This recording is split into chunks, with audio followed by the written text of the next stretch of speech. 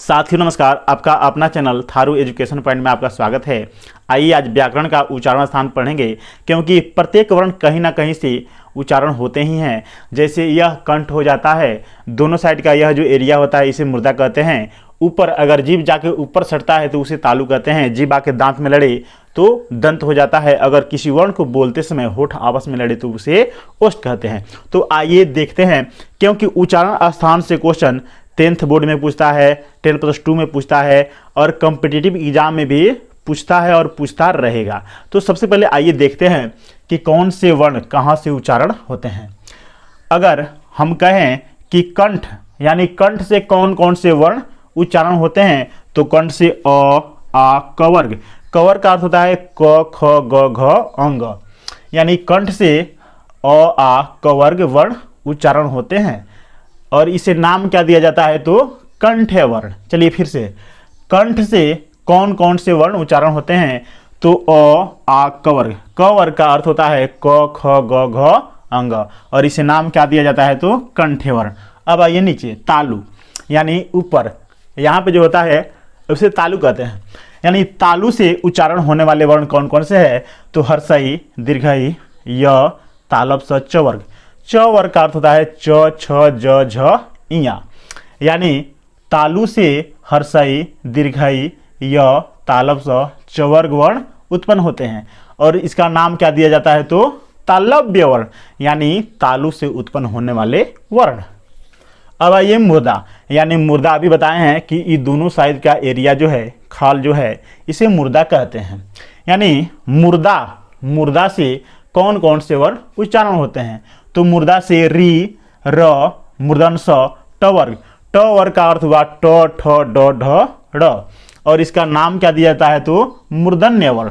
चलिए फिर से, मुर्दा से कौन कौन से वर्ण उच्चारण होते हैं, तो री, र, मूर्धन स, ट वर्ग, ट, ठ, ड, ढ, ड़। यानी इसका नाम क्या है, तो मूर्धन्य वर्ण। एग्जाम में पूछ सकता है कि ठ का उच्चारण स्थान क्या है, तो क्या है, मुर्दा है।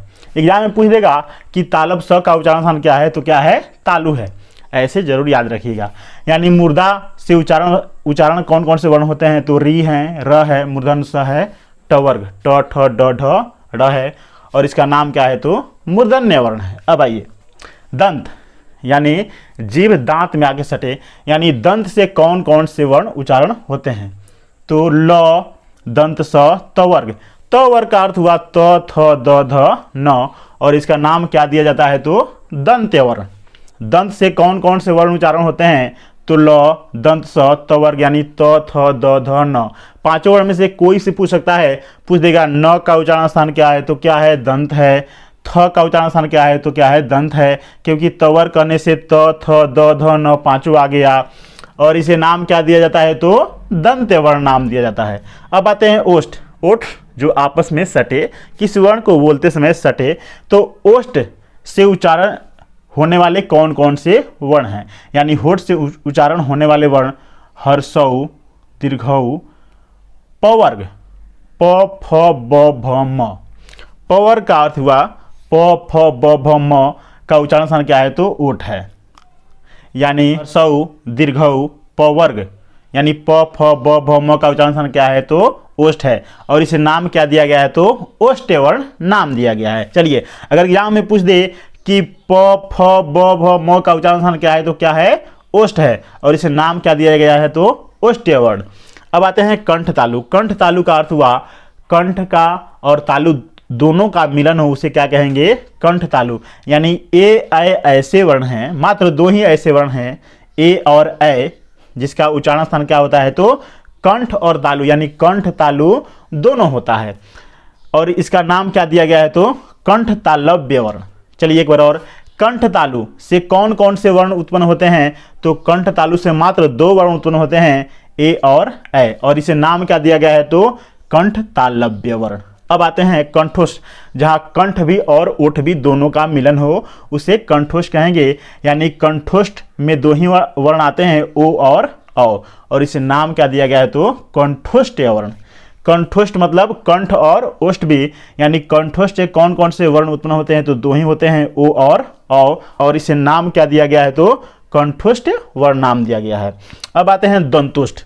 दंतोष्ठ का अर्थ क्या हुआ, दांत भी और ओष्ठ, यानी दोनों जगह से उत्पन्न होने वाले वर्ण, यानी दंतोष्ठ से व, सिर्फ व का उच्चारण होता है और इसे नाम क्या दिया गया है, तो दंतोष्ठीय वर्ण। अब आते हैं नासिका। नासिका का अर्थ क्या होता है, नासिका का अर्थ होता है जहां नाक से इशारा हो, जैसे अंग नाक का इशारा आ रहा है, य नाक का इशारा आ रहा है, ण न म, यानी इसका नाम क्या है, तो नासिका वर्ण है। नासिका का मतलब जहाँ पे नाक का इशारा हो उसे नासिका वर्ण कहेंगे, जैसे अंग य ण न म, और इसका नाम क्या है, तो नासिक वर्ण। चलिए एक बार और रिवीजन करा देते हैं। कंठ, कंठ से कौन कौन से वर्ण उच्चारण होते हैं, तो अ आ कवर, इसका नाम क्या है, तो कंठ वर्ण है। तालु, तालु से कौन कौन से वर्ण उच्चारण होते हैं, तो हर्षई दीर्घई य तालब स चवर का मतलब च छ ज झ इया, और इसे नाम दिया जाता है, तो तालव्य वर्ण। मुर्दा से कौन कौन से वर्ण उच्चारण होते हैं, यानी री र मूर्धन स टवर्ग यानी ट ठ ड ढ ड, और इसे नाम क्या दिया जाता है, तो मूर्धन्य वर्ण। अब आते हैं दंत। दंत से कौन कौन से वर्ण उच्चारण होते हैं, तो ल दंत स तवर्ग, तवर्ग का अर्थ क्या हुआ, त थ द ध न, और इसे नाम क्या दिया जाता है, तो दंत्य वर्ण। अब आते हैं ओष्ठ, यानी ओष्ठ से कौन कौन से वर्ण उच्चारण किए जाते हैं, तो हर्षऊ दीर्घऊ प वर्ग, प वर्ग का अर्थ हुआ प फ ब भ म, और इसे नाम क्या दिया जाता है, तो ओष्ठ्य वर्ण। अब आते हैं कंठ तालु, यानी कंठ और तालु दोनों से कौन कौन से वर्ण उच्चारण होते हैं, तो कंठ और तालु से दो वर्ण उच्चारण होते हैं, ए और ऐ, और इसे नाम क्या दिया गया है, तो कंठ तालव्य वर्ण। अब आते हैं कंठोष्ठ। कंठोष्ठ का अर्थ जहाँ कंठ भी और ओष्ठ दोनों के साथ उच्चारण हो, यानी ओ और औ, और इसे नाम क्या दिया गया है, तो कंठोष्ठीय वर्ण। अब आते हैं दंतोष्ठ, जहाँ दांत भी और ओष्ठ, यानी दंतोष्ठ से कौन कौन से वर्ण उच्चारण होते हैं, तो मात्र एक ही, दोष से मात्र एक ही वर्ण उच्चारण होते हैं, वह है व, और इसे नाम क्या दिया गया है, तो दंतोष्ठीय वर्ण। और यह एग्जाम में बहुत पूछता है, व का उच्चारण स्थान बहुत एग्जाम में पूछता है, और व का उच्चारण स्थान क्या है, तो दंतोष्ठ, यहाँ दांत भी और ओठ भी। अब आते हैं नासिका, जहाँ पे नाक का इशारा हो उसे क्या कहेंगे, नासिका वर्ण कहेंगे, जैसे अंग य ड़ न म, और इसका नाम क्या है, तो नासिक वर्ण। चलिए मिलते हैं नेक्स्ट वीडियो में, तब तक के लिए थैंक्स।